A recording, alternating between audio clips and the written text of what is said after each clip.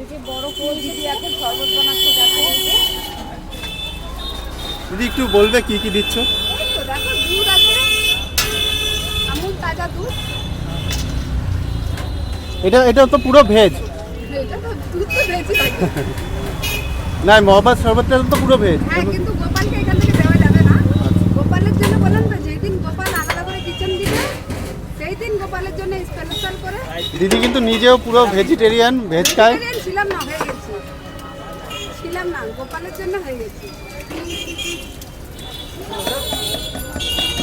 গোপাল এত কিছু দিয়েছে, তো গোপালকে আমি চাইলাম এমন কিছু খাবো যেটা গোপাল খাবে। অবশ্যই।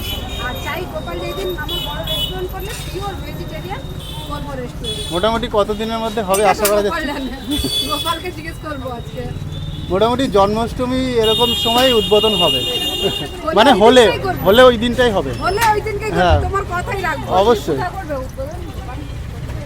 এটা ফিউচারের কথা হচ্ছে। যত